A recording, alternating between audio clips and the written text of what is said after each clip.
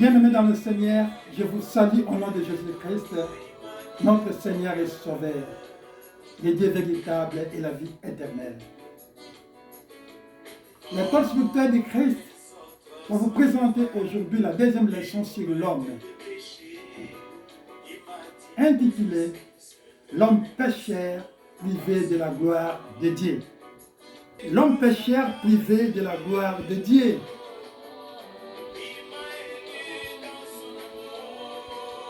Pour rappel, à la première leçon, nous avons vu l'homme.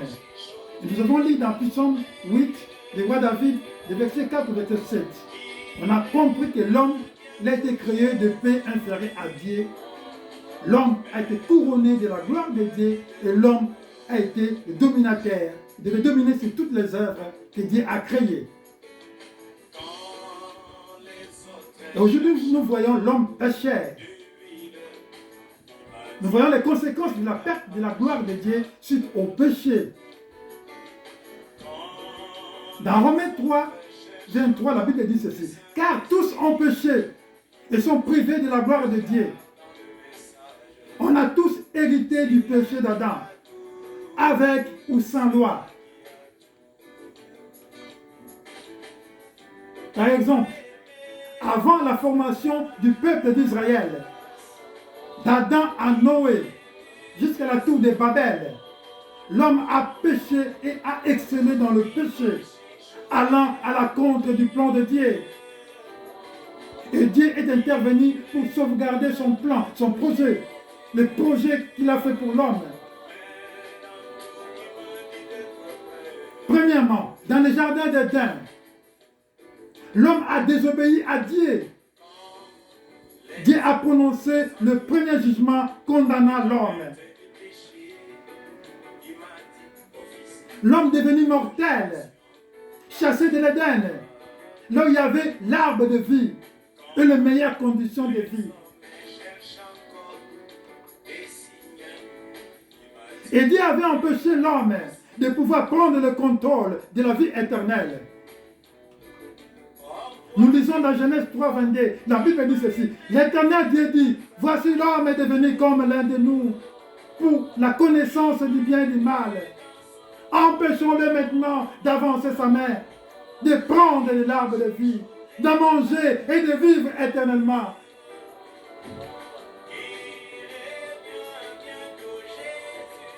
À l'époque de Noé, nous lisons dans Genèse 6, à partir du verset 1. Quand les hommes commencèrent à se multiplier sur la terre et désirent de filles, le Fils de Dieu vit que les filles des hommes étaient belles, et il prit pour femme celle qui choisit parmi elles. Alors l'Éternel dit, mon esprit ne va pas lutter indéfiniment avec les hommes à cause de leurs fautes. Ce sont des êtres dominés par leur faiblesse. Je leur donne encore 120 ans à vivre. Et nous comprenons ici que l'union entre le Fils des hommes et le Fils de Dieu, c'est une faute. C'est incompatible avec le plan de Dieu. Que dit le plan de Dieu? Regardons. Dans Matthieu 19, 4, la Bible dit ceci. Là, c'est Jésus qui répond aux questions des pharisiens quand ils sont venus pour les tenter à propos du divorce. Regardez la réponse de Jésus-Christ. Il répondit, n'avez-vous pas lu que le Créateur, au commencement, fit l'homme et la femme? Et il dit, c'est pourquoi l'homme quittera son père et sa mère et s'attachera à sa femme et les deux deviendront une seule chair.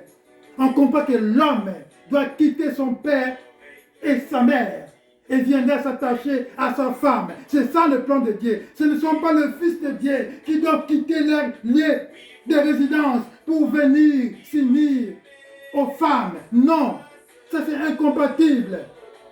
Et ce qu'on voit dans la vie d'aujourd'hui, un homme quitte son père et sa mère. Au lieu de venir s'attacher à une femme, il vient s'attacher à un homme. C'est incompatible avec le plan de Dieu. À ce temps-là, Dieu était en colère. Mais dans ce temps aussi, Dieu aussi en colère. Il y a des religions qui légalise l'homosexualité. Ce n'est pas dans le plan de Dieu. Dieu n'a pas dit que l'homme doit quitter ses parents pour s'attacher à un homme. Il doit s'attacher à une femme. Voilà ce que dit la Bible. Ça, c'est le plan de Dieu. Mais quand les hommes ne suivent pas, vous ne savez pas comment Dieu est irrité. Dieu est en colère. Et on ne sait pas ce qui va se passer pour la suite. Mais nous continuons pour lire. Mais je vous dis, ça c'est la suite. Parce que Jésus répondait aux questions des pharisiens pour leur dire, quand les hommes, l'homme et la femme sont réunis par le mariage, ils sont plus séparables jusqu'à la mort. C'est aussi un problème. Mais je vous dis que celui qui répudie sa femme, sauf pour infidélité, et qui en épouse une autre, commet un adultère, commet un péché. Et nous voyons dans ce monde aujourd'hui combien il y a des divorces à volonté. Même les serviteurs de Dieu se divorcent à tout moment. Alors que les gens, quand ils se marient, c'est jusqu'à la mort. Jésus-Christ a répondu clairement à la question. Il a dit, sauf pour infidélité. Et ça, c'est le plan de Dieu. Vous voyez comment l'homme continue à exceller dans le mal, dans le péché. Et le cœur de l'homme n'est concevé que de mal. Dieu regretta d'avoir créé l'homme. Ce fut le déluge. Dieu a éliminé l'homme. Et il a gardé Noé parce que lui, il était juste devant lui avec sa famille. Nous continuons encore pour voir comment l'homme a excellé dans le mal avec la tour de Babel. L'homme péché, créé de paix inférieur à Dieu, a imaginé un projet incompatible avec le projet de Dieu, avec Nimrod. C'était le premier homme puissant sur la terre qui régnait sur Babel. Lui, il voulait concevoir un projet vertical, incompatible avec le plan de Dieu. Dans Actes 17, 26, voilà ce que dit la Bible. À partir d'un seul homme, il a créé tous les hommes pour qu'ils habitent toute la surface de la terre. Et il a fixé des périodes déterminées et établi le limite de leur domaine.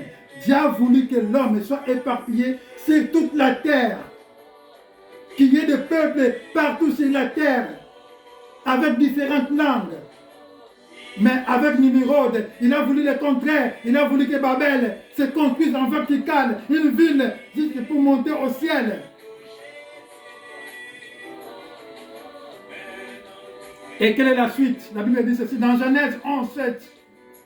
Nous disons, allons, descendons et la confondons leur langage, afin qu'ils n'entendent plus la langue les uns des autres.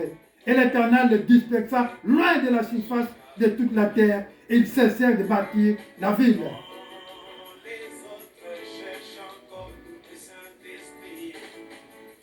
Dans 9, nous continuons. C'est pourquoi on l'appela du nom de Babel, car c'est là que l'Éternel confondit le langage de toute la terre. Et c'est de là que l'Éternel le dispersa sur la face de toute la terre. À savoir, parce que l'homme excellait toujours dans le péché. Dieu avait annoncé, bien avant le déluge, du temps de Noé, le jugement dernier de la fin du monde. Parce que l'homme excelle toujours dans le péché. Nous, hommes, nous sommes toujours des pécheurs. Nous continuons toujours à pécher. Et à travers son serviteur Enoch, qui donna la première prophétie sur le jugement dernier. Et c'est Enoch qui avait été enlevé. Nous allons voir les Écritures. Dans Jude 1, 14, la Bible dit ceci. C'est aussi pour eux qu'Enoch, le septième depuis Adam, a prophétisé en ces termes.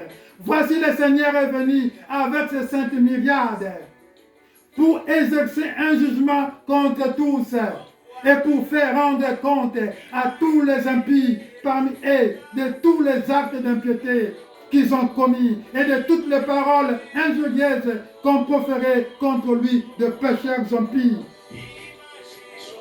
Et dans Hébreux 11:5, nous voyons, c'est par la foi qu'Enoch fut enlevé pour qu'il ne vînt point la mort et qu'il ne parut plus parce que Dieu l'avait enlevé. Car avant son enlèvement, il avait reçu le témoignage qu'il était agréable à Dieu Enoch a été agréable à Dieu et Dieu l'a enlevé. Dans les autres versions de la Bible, on dit qu'Enoch a été enlevé pour échapper à la mort.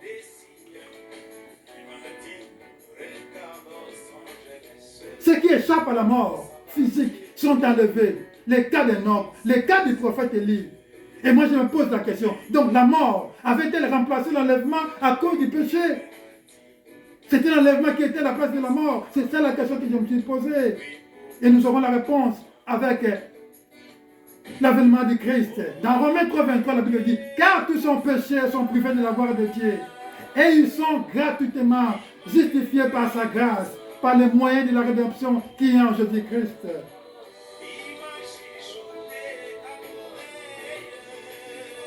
Nous voyons que Jésus-Christ va rétablir toutes les choses du plan de Dieu, tel que Dieu l'a préparé au jardin d'Éden. Tout doit être rétabli. Il faut savoir qu'il a déjà rétabli le pouvoir de devenir éternel. Comme en Éden, il y avait l'arbre de vie à l'intérieur du jardin d'Éden. Et l'homme avait ce pouvoir, parce qu'à un moment ou un autre, il pouvait mettre la main sur l'arbre de vie et manger le fruit et devenir éternel. Mais quand il a péché, Dieu l'a chassé du jardin d'Éden. Il n'avait plus ce pouvoir, il a été écarté. Mais avec Jésus-Christ, ce pouvoir est récupéré, est rétabli. À son retour, Jésus-Christ va commencer par rétablir l'enlèvement. Les hommes qui seront justes devant Dieu ne vont plus mourir. Ils seront tout simplement enlevés. Dans 1 Thessaloniciens 4, nous comprenons cela.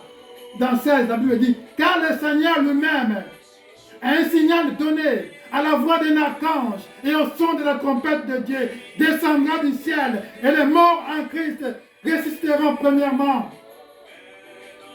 Ensuite, nous les vivants qui serons restés, nous serons tous ensemble avec ainsi de nuées à la gloire du Seigneur dans les airs et ainsi nous serons toujours avec le Seigneur.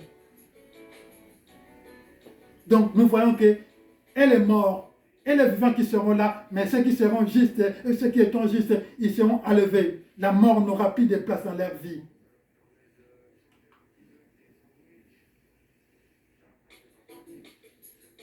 Et retenez ceci, dans Jean 1,12 déjà, on va aller trop loin, mais tous ceux qui l'ont réussi, à ceux qui croient en son nom, ceux qui ont réussi la lumière, la parole de Dieu, le Fils de Dieu, le Christ, le Dieu véritable, elle a donné le pouvoir de devenir enfants de Dieu, lesquels sont nés non du sang, ni de la volonté de la chair, ni de la volonté de l'homme, mais de Dieu. Ça c'est la nouvelle naissance.